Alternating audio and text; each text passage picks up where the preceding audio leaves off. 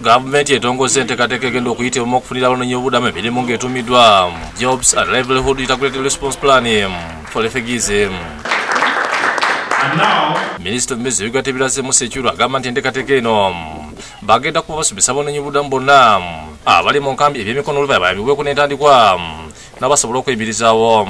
For this plan is extremely critical because there will be money, there will be jobs that will be created that will enable the refugees to be able to determine their own destiny while here in Uganda, but it will also help Ugandans to know that being with refugees does not present them just a burden. But ekiro agamba nti abanoonyiboobubudamu abali mu Uganda bali akadde kamu emitwalo nga abasinga ku bano bavubuka n'abakyala nga n'abamu bwe badduukira okuva mu ggwanga lye baali balina emirimu nga basobola okweyimirizaawo.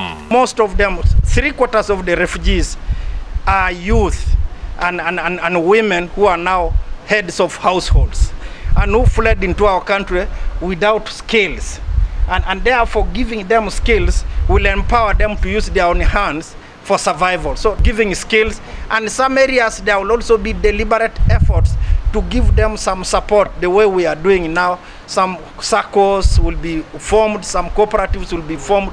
Okuva bajja mu nkambi embeera bayize nga ensonga lwaki gavumenti eteese enteekateeka okubayambako okufuna ebyokulaba basobole okulabirira ab'omaka gaabwe. That it will make them now participate in the economic development of the country. So this is extremely critical. It is something that has taken a lot of thinking, and I want to thank the partners who have all put their heads together. Enteekateeka ya kuvujjirwa ensimbi ebitongole okuva mu mawanga g'ebweru ng'omubaka wa UN mu Uganda Rose Malango bw'annyonnyola. This is a group of 22 development partners. It includes the entire UN family, it includes the World Bank, IMF, and the Development Corporation of the OECD members.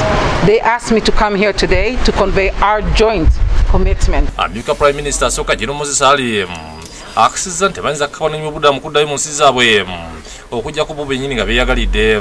Our people were returned against their will back to the hostile government that made them run away. Nobody goes from fire to fire. Jeno ali anyudde nti yanoonya obuddamu mu biseera President Idi Amin Dada bwe yali avunika gavumenti y'Obote songa ne President Museveni yawaŋŋangukirako mu ggwanga ery'e Tanzania nga tannatwala buyinza. We went ourselves because we thought we were not safe to what we believe is the nearest safe area for us. Enteekateeka eno ey'okusomesa n'okubafunira emirimu etandise leero nga yakusibwa mu nkola nga bayita mitendera. Robina Nantale yakusakidde Green ku Bukedde TV.